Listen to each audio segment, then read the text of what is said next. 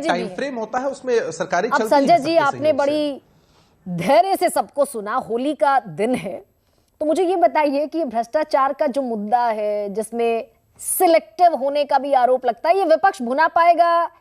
Under current जिसका दावा कर रहे हैं, वो है अंडर करंट भ्रष्टाचार के मुद्दे पर? नहीं गरिमा जी, मुझे नहीं लगता कि कोई अंडर करंट है। हाँ।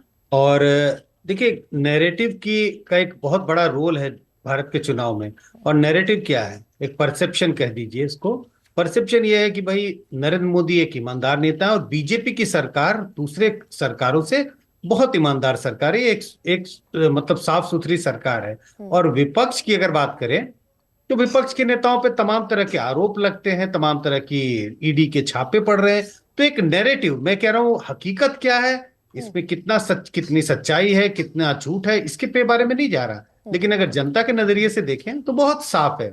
जनता के नजरिए से प्रधानमंत्री मोदी एकदम साफ छवि के नेता हैं। प्रधानमंत्री दाग पे कोई दाग नहीं है। बीजेपी की जो सरकार है वो साफ सुथरी सरकार है। और जो दूसरी पार्टियों का, आप इंडिया गठबंधन की पार्टियों की बात कर रहे हैं, उसके बारे में लोग तमाम तरह के प्रश्न चिन्ह उठाते हैं, संशय करते हैं। तो नैरेटिव के हिसाब से बीजेपी को बहुत एडवांटेज है। करप्शन के मुद्दे को प्रधानमंत्री बार बार इसी के लिए उठा रहे हैं। तो ये संजय जी, जितना विपक्ष हाय हल्ला तौबा सब कर रहा है, ईडी सीबीआई आईटी का बेजा इस्तेमाल, इलेक्टोरल बॉन्ड ने उसकी एक कड़ी और खोली भी है, ये सारे मुद्दे गौण है? नहीं, मुद्दे गौण नहीं है। मुद्दे विपक्ष उठाने की कोशिश कर रही है। आपने दो तीन चीजों को कहा। इलेक्टोरल बॉन्ड, उस पर बहुत सीधा सीधा जवाब आता है। आप देखिए, मतलब सफाई बीजेपी की तरफ से कि इलेक्टोरल बॉन्ड का पैसा किसी खास एक पार्टी को नहीं गया, प्रोपोर्शन अलग अलग है। तो जब विपक्ष ये आरोप लगाती है कि भाई बीजेपी को इलेक्टोरल बॉन्ड का पैसा मिला, तो जवाब भी बीजेपी भी देती है कि विपक्ष उसका पैसा तो आपको भी मिला। हाँ, जहां तक ईडी सीबीआई के दुरुपयोग का सवाल है, बड़ी संख्या में जनता ये समझती है कि भाई इसका अब दुरुपयोग कहें या कहें कि सरकार उसको अपने तरह से घुमाने की कोशिश कर रही है। और ईडी और सीबीआई के जो छापे हैं वो बड़े एक तरफा हैं। ऐसा नहीं है कि जनता लोग मानती है कि नहीं बीजेपी में तो सबके सब ईमानदार हैं। लेकिन चूंकि तो इस बात से जनता सहमत है कि ईडी और सीबीआई के छापे बड़े सेलेक्टिव हो रहे हैं। लेकिन बड़ा नैरेटिव क्या है? बड़ा नैरेटिव है भले ही सेलेक्टिव हो रहे हो, लेकिन बीजेपी की सरकार ईमानदार सरकार है। प्रधानमंत्री मोदी की छवि बहुत अच्छी है, बहुत ईमानदार नेता है। तो नैरेटिव यही है, बड़ा नैरेटिव अभी भी यही है जनता के बीच में। तो ये जो कलेक्टिव अभी दिखाने की कोशिश हो रही है कि सब एक साथ हैं, चुनाव आयोग पहुंचे हैं और बाकायदा लगातार अब धड़ाधड़ अंदाज में अरविंद केजरीवाल की गिरफ्तारी के बाद ये एक मोमेंटम जो बनता हुआ ऊपरी सतह पर दिख रहा है, आप ये कह रहे हैं संजय कि इसका इलेक्टोरल जो नतीजा है उस पर कोई बहुत फर्क नहीं पड़ने वाला? हाँ, मुझे नहीं लगता है कोई बहुत फर्क पड़ने वाला है। और आपने जिस बात का जिक्र किया कि विपक्ष के नेता इलेक्शन कमीशन पहुंचे, तो पहुंचे किस बात को लेके कि भाई इस ईडी सीबीआई इन सब की जो कार्रवाई है उस पर चुनाव के बीच में, चुनाव तक रोक लगाई जाए। ये इस बात की कहीं पुष्टि नहीं करता। ये नहीं कह रहे, इस बात की कोई पुष्टि नहीं होती कि भाई ये सारे पार्टी के ईमानदार हैं और कार्रवाई जो है वो बिल्कुल बेबुनियाद है। तो ऊपरी आपको लग बहुत मोमेंटस है। अभी ऐसा लग रहा है कि अच्छा मोमेंटम बन रहा है, शायद विरोध प्रदर्शन हो रहा है। लेकिन मुझे लगता है विरोध प्रदर्शन भी जिस तरह की उम्मीद हो थी कि भाई बहुत जबरदस्त विरोध प्रदर्शन होगा, ऐसा भी कुछ देखने को नहीं मिल रहा है। ऐसा 2014 तो रिपीट नहीं हो रहा है संजय जी? भाई लग रहा था एकदम बल्ले बल्ले थी, इंडिया शाइनिंग था, सब कुछ। नहीं, 2014 में नहीं, 2004 की बात कर रहे हैं। ये बार बार इस बात का जिक्र होता है 2004, कहीं 2024 में तो मतलब रिपीट नहीं होगा। उसके कई कारण है रिपीट नहीं होने के। 2004 के समय भले ही कांग्रेस सत्ता से बाहर थे, लेकिन कांग्रेस के पास जनाधार बड़ा था। बीजेपी सत्ता में थी 23% वोट लेके, कांग्रेस सत्ता के बाहर थी 28% वोट लेके। आज बीजेपी 38% वोट लेके सत्ता में है और कांग्रेस 19% वोट लेके सत्ता से बाहर है। लेकिन ये मिलकर तो दावा करते हैं संजय जी की 63% का वोट है। नहीं, वो कैलकुलेशन मुझे लगता है बहुत सिंपल गणित है। 63% वोट इनके पास नहीं है। हाँ। क्योंकि अगर आप आंध्रा की बात करें तो आंध्रा में 2 रीजनल पार्टियां हैं। अब एक पार्टी तो इनके साथ चली आई है। तो 63 का 63 नहीं है। तो सिंपल गणित लगाकर बता देते हैं कि लगाइए। अगर हम तमिलनाडु की बात करें, तो अगर 2 पार्टियां हैं, डू और डाई का मुकाबला संजय जी, लास्ट कंक्लूडिंग। हाँ, तमिलनाडु की दो पार्टियां डीएमके और एआईडीएमके एक साथ तो नहीं आएंगी ना, तो उनके वोट को आप कैसे जोड़ के आप कहेंगे कि 63% हमारे पास है। तो ऐसे बहुत मतभेद है पार्टियों के बीच के अंदर में, राज्यों में। तो ये 63% का जो आंकड़ा है वो कैलकुलेशन ही गलत है। लेकिन उसके बावजूद 63% को भी छोड़ दीजिए, आपने एआईएडीएमके और डीएमके का जिक्र किया, तो एआईएडीएमके को छोड़ दीजिए, डीएमके इनके साथ खड़ी है, टीएमसी इनके साथ खड़ी है, एनसीपी शरद पवार गुट भी और शिवसेना उद्धव ठाकरे भी इनके साथ खड़ा है, समाजवादी पार्टी खड़ी है, आम आदमी पार्टी खड़ी है, ये मिलकर भी तकरीबन 45% वोट तो मिलता है। डॉक्टर अजय, डू और डाई का मुकाबला है, और अगर अब भी नहीं सबसे लंबे वक्त से कांग्रेस पार्टी सत्ता से बाहर, ये कितनी बड़ी चुनौती 24? देखिए, चुनाव कोई भी चुनाव, हर चुनाव चुनौती होती है, और लोकतांत्रिक प्रक्रिया में, लोकतंत्र के पर्व में हर आदमी को एक इक्वल फील्ड, जो प्लेइंग फील्ड जो होता है उसके तहत यदि जाया जाए और चुनाव की प्रक्रिया को बिना कोई प्रभावित करे जनता के बीच उसको ले जाने का प्रयास करे, ये सबकी जिम्मेवारी है। आज जिस तरह का ये चुनाव को माहौल बनाने का प्रयास माननीय प्रधानमंत्री जी ने किया, जिसको कोट एंड कोट अभी आज होली के दिन मजाकिया लहजे में संजय जी ने भी एक अच्छा वर्ड दिया, बहुत ईमानदार।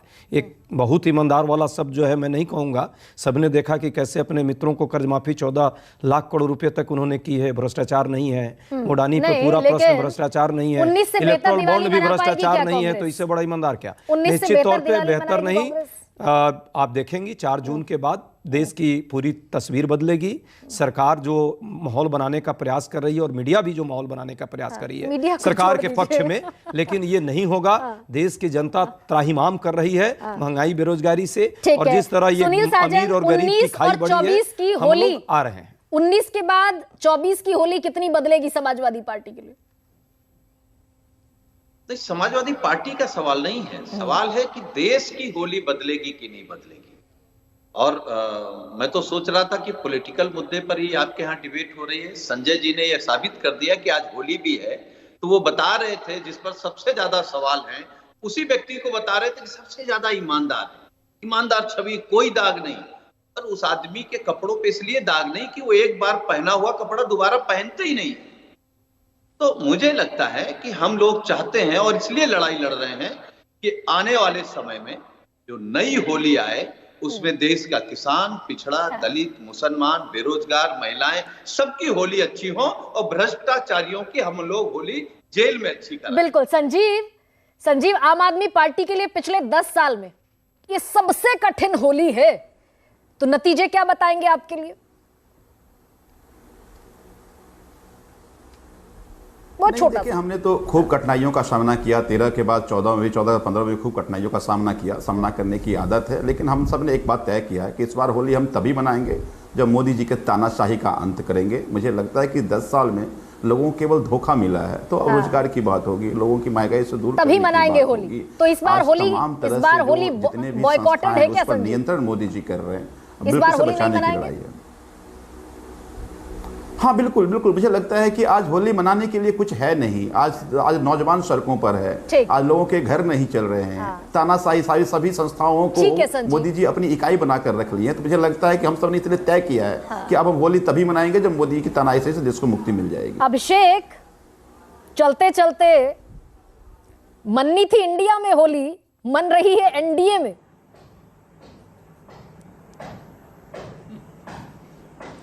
इंडिया है कहां गरिमा जी? इंडिया के निर्माण में जो भूमिका नीतीश कुमार जी ने निभाई और जिस तरह की नूरा कुश्ती इनकी तरफ थी, इंडिया बचा कहां है? एन फॉर नीतीश बाहर हैं, ए फॉर अरविंद केजरीवाल जी कहां है सलाखों के पीछे, डी फॉर दीदी बाहर हो चुकी हैं, सिर्फ आई बचा है। और आई प्रतीक होता है अहम का, जिस अहम से ये सभी पार्टियां जूझ रही हैं। और अभी हमारे साथ बैठे लोग कह रहे थे कि होली तभी मन पाएगी जब मोदी जी से छुटकारा मिलेगा। तो हमें लगता है इनकी होली नहीं मिल पाएगी। बहरहाल आज होली के दिन आपने इस कार्यक्रम को आयोजित किया है, इसके लिए बहुत सारी शुभकामनाएं सबको, आपके सभी व्यूअर्स को, हमारे साथ बैठे सभी को पैनलिस्ट को। आपको भी। आरपी सिंह, एनडीए और इंडिया अंडरकरंट से जूझना पड़ सकता है क्या? नहीं, अंडरकरंट तो सिर्फ एक ही है, वो है भ्रष्टाचार के खिलाफ लड़ाई। और जो लोग होली नहीं मना रहे उनका मुंह ऑलरेडी काला हो चुका है, इसलिए होली नहीं मना रहे। उनको पता है कि अब इस काले मुंह पर कोई और रंग टिकेगा नहीं, भ्रष्टाचार का रंग चिपक चुका है। और ये जो मैंने शुरू में कहा चोर चोर मसेरे, भाई कृपा कर किसी आपके पास भी कहता हूँ, आपसे भी निवेदन करता हूँ, किसके पास कोई हो तो करिए ना, लड़ाई लड़िए ना, जमीन पे लड़ाई लड़िए, कोर्ट में लड़ाई लड़िए, सिर्फ टीवी चैनल्स पे डिबेट्स में अखबारों में खबरें लगाकर इससे होने वाला नहीं। देश की जनता जानती है सच क्या है। सच ये है कि 1 लाख करोड़ रुपया ईडी ने जब्त किया है, 1 लाख करोड़ रुपया। और मेरे जो प्रवक्ता बैठे हैं यहाँ पर समाजवादी पार्टी के दोस्त, आपकी जानकारी के लिए ईपीएफओ डेटा के अनुसार से 18 करोड़ लोगों को रोजगार मिला। ये मेरा डेटा नहीं है, ईपीएफओ का डेटा, सरकारी डेटा नहीं, ये जो डेटा कोलेक्ट किया जाता है। और 4 करोड़ लोगों को मुद्रा योजना में लोन मिला, एक के साथ एक भी मिला, 26 करोड़ लोगों को रोजगार मिल चुका है। और तो महंगाई की आज गुडी गुडी मोड में खत्म करना है मुझे। तो आपको भी गुडी गुडी मोड में, और मेरे जितने यहाँ पर पैनलिस्ट दोस्त बैठे हैं और जो सब देख रहे हैं, सबको होली की बहुत बहुत शुभकामनाएं। आपके लिए 2024 का अंदर खूब सारे रंग आए और खूब सारे रंग आपके जीवन में भरे जाए। बिल्कुल, बहुत बहुत काउंटर हो सकता है इसका आरपी सिंह, लेकिन आज जैसा मैंने कहा कि आसान मोड पर मुझे खत्म करना है। बहुत सारी शुभकामनाएं मेरे सारे दर्शकों को, सबसे बड़ा सवाल देखने वाले तमाम दर्शकों को।